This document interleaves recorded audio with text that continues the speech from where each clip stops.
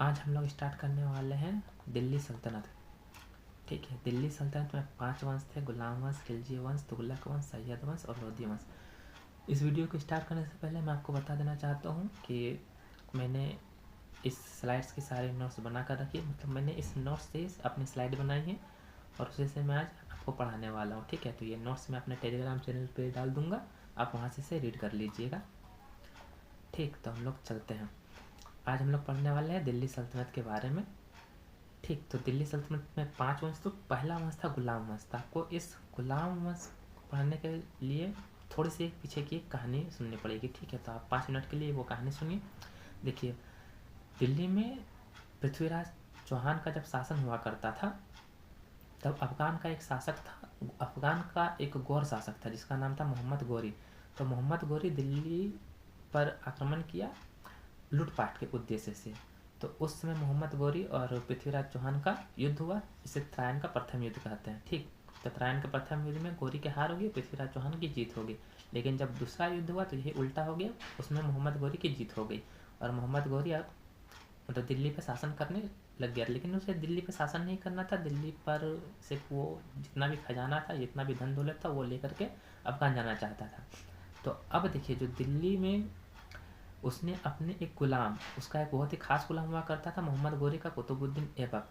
उसने कुतुबुद्दीन ऐबक को दिल्ली सौंप दिया उसकी देखभाल करने के लिए, मतलब उसको चलाने के लिए।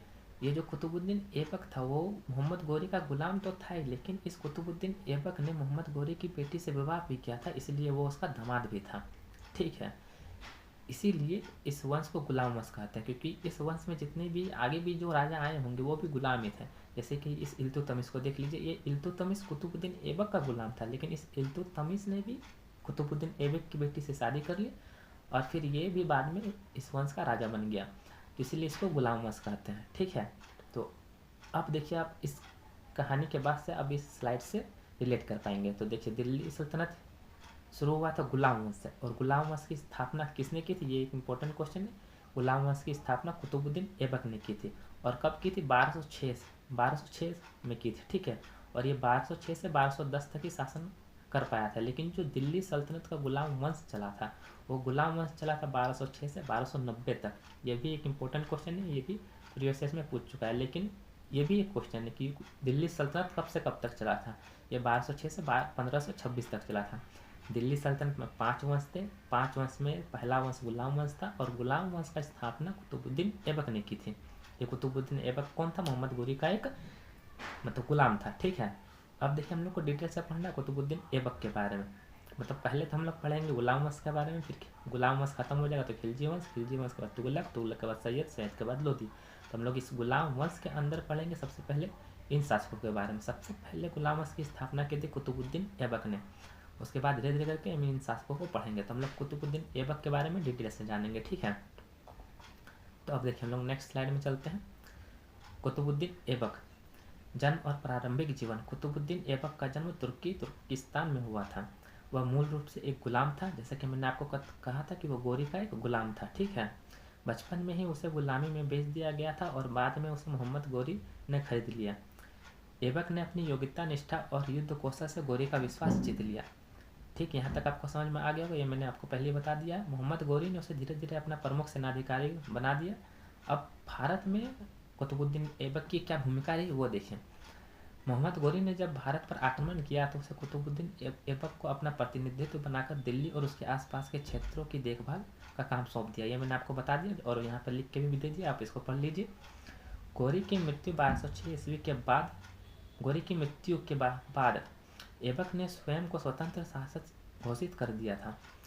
लेकिन देखिए, जो कुतुबुद्दीन ऐबक था वो गोरी का बहुत ही मतलब वफादार गुलाम था। ठीक, इसलिए वो जब राजा बना था तो वो मतलब वो एक राजा की तरह राज नहीं किया था, वो एक गुलाम की तरह राज किया था। ठीक है, तो अब देखिए, गुलाम वंश की स्थापना, यह दिल्ली सल्तनत की शुरुआत मानी जाती है।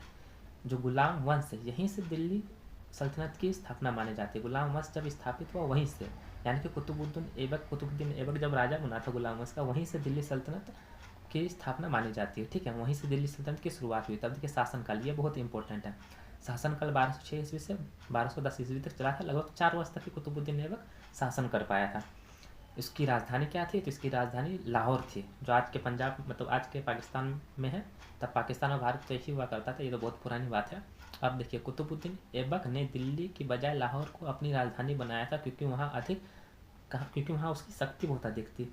हालांकि जो दिल्ली था, जो कुतुबुद्दीन ऐबक जब दिल्ली का शासक बना तो उसने राजधानी तो लाहौर को ही बनाए थे, लेकिन एक प्रमुख शहर के रूप में दिल्ली था उस समय। ठीक है, ये क्वेश्चन बहुत इंपॉर्टेंट है, इसको याद करके रखिए। उसकी राजधानी कहाँ थी? लाहौर थी। और शासनकाल कब था? 1206 से 1210 ईस्वी तक, लगभग 4 वर्ष तक चला था। ठीक, अब देखिए उपाधियाँ और व्यक्तित्व। कुतुबुद्दीन ऐबक को लाख बख्श कहा जाता है, अर्थात लाखों का दान देने वाला। मतलब कुतुबुद्दीन ऐबक बहुत ही ज़्यादा दानी था, तो उसको लाख बख्श दिया गया था। ये भी प्रीवियस ईयर में पूछा गया लाख बख्श, तो आप इस लाख बख्श को याद रखिएगा। ठीक है, वो लाखों का दान देता था, वो एक उदार शासक था। वह अत्यंत उदार और दयालु स्वभाव का व्यक्तित्व था। वह इस्लाम धर्म का अनुयायी था और धर्म स्थलों का निर्माण करवाता था। ठीक, प्रमुख निर्माण कार्य। अब ये प्रमुख निर्माण कार्य इसके बाद देखेंगे, ये भी बहुत इंपॉर्टेंट है। कुतुबुद्दीन ऐबक ने अपने शासनकाल में कई महत्वपूर्ण स्थापत्य निर्माण कराए। पहला कुव्वत उल इस्लाम मस्जिद, ये बहुत इंपॉर्टेंट, आप इसको ध्यान दीजिएगा। दिल्ली में स्थित इसे भारत में पहली मस्जिद कहा जाता है। यह मस्जिद कुतुब मीनार के पास है। अब देखिए दूसरा है अढ़ाई दिन का झोपड़ा, अजमेर में बनाया गया। यह भी भारत के प्राचीनतम मस्जिदों में से एक है। पहले यह संस्कृत विद्यालय था, जिसे मस्जिद में परिवर्तित कर दिया गया। ठीक, तो कुतुबुद्दीन ऐबक ने 2 चीज़ें बनवाई थी। पहली ये कुव्वतुल इस्लाम मस्जिद और दूसरी अढ़ाई दिन का झोपड़ा। ये अढ़ाई दिन का झोपड़ा इसलिए इसको बोलते हैं क्योंकि इसको बहुत जल्दी ही अढ़ाई दिन में ही बनाकर तैयार कर दिया था। उससे आपको उसकी पूरी पीछे की कहानी नहीं सुननी होगी, इतना टाइम वेस्ट नहीं करना होगा, सीधे आप ये 2 चीज़ें याद रखेंगे। और तीसरा है कुतुब मीनार। अब ये जो कुतुब मीनार है, कुतुब मीनार मतलब कुतुबुद्दीन ऐबक जब बना रहा था तो बनाते बनाते उसकी मृत्यु हो गई, तो वो आधा ही बन पाया था। फिर इसके बाद इसके जो दामाद थे उसने कुतुब मीनार को पूरा मतलब फिर उसने भी आधा करवाया। ये कई शासकों ने इसके धीरे धीरे धीरे करके बनाया था। तो पढ़ते हैं कुतुब मीनार ऐबक। ये कुतुब मीनार की जो नींव है वो कुतुबुद्दीन ऐबक ने रखी थी, लेकिन वो निर्माण कार्य उसका पूरा नहीं हुआ और इल्तुतमिश ने इसे पूरा करवाया। ठीक, अब मृत्यु हो गई थी 1210 ईस्वी में कुतुबुद्दीन ऐबक की, तो उसकी कहानी खत्म होगी। अब इसके बाद जो राजा बनेगा वो इल्तुतमिश बनेगा। ये भी गुलाम हुआ करता था, लेकिन फिर ये राजा बन गया क्योंकि इसने इसकी तो कुतुबुद्दीन ऐबक की बेटी से शादी कर ली और फिर ये भी राजा बना गया। अब देखिए वह लाहौर में अब देखिए ये बहुत इंपॉर्टेंट है कि कुतुबुद्दीन ऐबक की मृत्यु कैसे हुई। वह लाहौर में चौगान मतलब पोलो खेलते समय घोड़े से गिर गया और उसकी मृत्यु होगी। पोलो एक खेल होता है जिसमें मतलब घोड़ा होता है और कुछ शायद बॉल होता है, उस घोड़े से बॉल को मारा जाता है। तो वो खेलते खेलते कुतुबुद्दीन ऐबक की मृत्यु हो गई। इसके बाद इसका दामाद इल्तुतमिश दिल्ली का सुल्तान बन गया। अब प्रशासनिक कार्य देखेंगे। कुतुबुद्दीन ऐबक ने दिल्ली में सल्तनत की नींव रखी थी।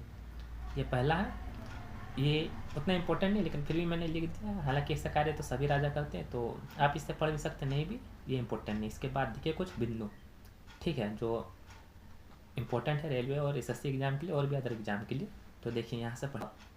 कुतुबुद्दीन ऐबक के बारे में जानेंगे। वंश गुलाम वंश था, शासनकाल 1206 से 1210 ईस्वी तक, राजधानी लाहौर, आप ये इसको याद रखेंगे। उपनाम जो इसका लाख बख्श था, इसको लाख बख्श दिया गया उपनाम क्योंकि लाखों में दान करता था। प्रमुख निर्माण इसमें से है कुव्वतुल इस्लाम मस्जिद, अढ़ाई दिन का झोपड़ा और कुतुब मीनार। ये 3 प्रमुख निर्माण आप इसको याद रखेंगे। मृत्यु था 1210 ईस्वी में, चौगान खेलते समय इसके घोड़े से गिरकर मृत्यु हो गई। उत्तराधिकारी था इल्तुतमिश। विशेष योगदान दिल्ली सल्तनत की नींव रखने वाला प्रथम सुल्तान। ये जो स्लाइड, ये पूरी की पूरी स्लाइड बहुत इंपॉर्टेंट है। इसमें एक क्वेश्चन आ सकता है, अगर आपको पूछा है कुतुब मीनार से तो इसमें से कोई एक क्वेश्चन आ सकता है। अब देखिए कुछ हम लोग इससे इम्पोर्टेंट बातें पढ़ते हैं। कुतुब मीनार की नींव रखी थी कुतुबुद्दीन ऐबक ने। कुतुबुद्दीन ऐबक की मृत्यु हो गई थी चौगान खेलते समय। लाख बख्श किससे कहा जाता है? कुतुबुद्दीन ऐबक को। गुलाम वंश का संस्थापक कौन था? कुतुबुद्दीन ऐबक। दिल्ली में पहली मस्जिद कौन सी थी? कुव्वत उल इस्लाम मस्जिद। देखिए मैं आपको एक ही चीज़ बार बार इसलिए पढ़ा रहा हूँ क्योंकि आपको ये याद हो जाए और अब जल्दी से सीख लें, ठीक है। अब देखिए कुतुबुद्दीन ऐबक से रिलेटेड हम लोग 20 क्वेश्चन देख लेते हैं जो बहुत ही इंपॉर्टेंट है, आपको यहीं से क्वेश्चन आएंगे। पहले देखेंगे गुलाम वंश। गुलाम वंश की स्थापना किसने की थी? कुतुबुद्दीन ऐबक ने। कुतुबुद्दीन ऐबक किसके गुलाम थे? मोहम्मद गोरी के। कुतुबुद्दीन ऐबक को किस उपनाम से जाना जाता है? लाख बख्श। कुतुबुद्दीन ऐबक ने किस वर्ष दिल्ली सल्तनत की स्थापना की? 1206 ईस्वी में। कुतुबुद्दीन ऐबक की राजधानी कहाँ थी? लाहौर। कुतुब मीनार की नींव किसने रखी थी? कुतुबुद्दीन ऐबक ने। कुतुब मीनार को पूरा किसने करवाया था? इल्तुतमिश ने, मतलब वो भी आधा ही करवा पाया था। कुतुब मीनार कुतुबुद्दीन ऐबक की मृत्यु कैसे हुई थी? चौगान खेलते समय घोड़े से गिरकर, मतलब पोलो खेल रहा था, उसके बाद घोड़े से वो गिर गया। कुतुबुद्दीन ऐबक का शासनकाल कितना था? 1206 से 1210 ईस्वी तक। कुतुबुद्दीन ऐबक द्वारा दिल्ली में बनाई गई पहली मस्जिद क्या थी? कुवतुल इस्लाम मस्जिद। अजमेर में बनी 2.5 दिन का झोपड़ा किसने बनाया था? तो वो कुतुबुद्दीन ऐबक। देखिए क्वेश्चन ऐसा आया था कि 2.5 दिन का झोपड़ा कहाँ पर है? तो अजमेर में। तो आपको क्वेश्चन कैसे भी पूछ सकता है, ठीक है। लाख बख्श शब्द का अर्थ क्या है? लाखों में दान देने वाला। ये भी क्वेश्चन पूछा गया। कुतुबुद्दीन ऐबक किस वंश के प्रथम शासक था? तो वो गुलाम वंश। सब इंपॉर्टेंट क्वेश्चन है, ठीक है। मोहम्मद गौरी की मृत्यु के बाद भारत में किसने शासन संभाला? कुतुबुद्दीन ऐबक ने। हालांकि मोहम्मद गौरी ने भारत में शासन भी नहीं किया था, लेकिन भारत का पहला मतलब गुलाम वंश का शासन कुतुबुद्दीन ऐबक ही था। कुतुबुद्दीन ऐबक का उत्तराधिकारी कौन था? इल्तुतमिश। कुतुबुद्दीन ऐबक किस धर्म का अनुयायी था? इस्लाम धर्म। कुतुबुद्दीन ऐबक ने किस स्थान, मतलब कुतुबुद्दीन ऐबक की मृत्यु किस स्थान पर हुई थी? तो लाहौर में हुई थी, पोलो खेलते हुए। ये भी बहुत इंपॉर्टेंट है। कुतुब मीनार किसके सम्मान में बनाई गई थी? सूफी संत कुतुबुद्दीन बख्तियार काकी के नाम पर। ये जो सूफी संत कुतुबुद्दीन बख्तियार काकी है, वो कुतुबुद्दीन ऐबक के गुरु थे। तो उसने अपने गुरु के सम्मान में ही कुतुब मीनार को बनाना स्टार्ट किया था, ठीक है। अब भारत में दिल्ली सल्तनत की नींव किसने रखी थी? कुतुबुद्दीन ऐबक ने। कुवतुल इस्लाम मस्जिद कहाँ पर स्थित है? दिल्ली में, ठीक है। अब देखते हैं कुतुबुद्दीन ऐबक के बारे में। ये शॉर्ट कुछ क्वेश्चन है, ये भी आप रीड कर लीजिए। दिल्ली सल्तनत का पहला सुल्तान कौन था? कुतुबुद्दीन ऐबक। 1206 ईस्वी में। कौन सा प्रसिद्ध मीनार उन्होंने बनाया था? कुतुब मीनार बनाया था। जन्म और देश, मतलब मूल वो किसका मूल का था, मतलब कहाँ पर उसका जन्म हुआ था, वो कहाँ का निवासी था? तो तुर्की का था, ठीक है। उनका किताब का नाम क्या था? सुल्तान पहला दास। सुल्तान कौन था, मतलब पहला गुलाम वंश का शासन कौन था? कुतुबुद्दीन ऐबक। किस वंश से संबंध था? गुलाम वंश से। सुल्तान किस शासन, मतलब जो दिल्ली सुल्तान है, ये जो सुल्तान की पदवी इसने कहाँ से शुरू हुई थी? ठीक है, तो ये मोहम्मद गौरी से, मतलब कुतुबुद्दीन ऐबक से ही शुरू हुई थी, ठीक है। तो क्योंकि मोहम्मद गौरी तो शासन किया नहीं था, वो तो चला गया था। सबसे बड़ा शहर कौन सा था? आप यहाँ पर थोड़ा मिसप्रिंट हो गया, वहाँ पर कुतुबुद्दीन ऐबक लिख लिया। सबसे बड़ा शहर कौन सा था? उसमें भी दिल्ली था, लेकिन राजधानी क्या थी? याद रखिएगा, सबसे बड़ा शहर दिल्ली था, लेकिन राजधानी थी लाहौर, ठीक है। अब धर्म उसका इस्लाम था। मृत्यु का कारण था घोड़े से गिरकर। उत्तराधिकारी इसका कौन बना था? इल्तुतमिश। सैन्य व्यवस्था क्या था? ये गुलाम सेना प्रागनली प्रणाली। ये इंपॉर्टेंट नहीं है, इसको मत पढ़िएगा, ठीक। असली नाम क्या था? कुतुबुद्दीन ऐबक। कौन सा मस्जिद का निर्माण करवाया था? कुतुबुद्दीन ऐबक मस्जिद। मतलब यहाँ भी मिसप्रिंट हो गया, यहाँ पर सुधार लीजिएगा। एक इस जगह पर कुतुबुद्दीन ऐबक ने किस मस्जिद का निर्माण करवाया था? तो यहाँ पर होता कुवतुल इस्लाम मस्जिद, ठीक है। यहाँ थोड़ा सा मिसप्रिंट हो गया, मतलब टाइप थोड़ा सा गलत हो गया। सबसे बड़ा योगदान क्या था? दिल्ली सल्तनत की नींव और गुलाम वंश की स्थापना की थी कुतुबुद्दीन ऐबक ने। ऐबक ने किस प्रकार का प्रशासनिक ढांचा स्थापित किया था? देखिए, इकतारी और प्रागनली व्यवस्था स्थापित की थी, ठीक है। ये भी इम्पोर्टेंट है। ऐबक ने किस मुस्लिम शासक के अधीन सेना में सेवाएं दी? मोहम्मद गौरी के अधीन उसने सेवाएं दी। ऐबक ने किस प्रमुख युद्ध या अभियान में भाग लिया था? तराइन की लड़ाई में। मतलब तराइन के लड़ाई में गौरी का साथ दिया था कुतुबुद्दीन ऐबक ने, और बहुत ही बहादुर से लड़ा था, इसलिए से बाद में दिल्ली को संभालने के लिए गौरी ने दे दिया था। ऐबक ने कौन सा ताजगी व व्यापारिक सुविधा सुधार किया था? ये इम्पोर्टेंट नहीं है, इसको भी पढ़ के कोई फायदा नहीं है। ऐबक के शासनकाल में कला निर्माण योगदान, ये भी इम्पोर्टेंट नहीं है, पढ़ ही चुके हैं, ठीक है। तो आपको ये स्लाइड पूरी हो चुकी होगी। जो मैंने इंपॉर्टेंट क्या है वो इम्पोर्टेंट ही है, तो उसको बढ़िया से रीड कर लीजिएगा। और इसकी जो PDF है मैंने यहाँ पे दे दी है, आप इसको ठीक से देख लीजिएगा। इसको मैं टेलीग्राम चैनल पे दे दूँगा।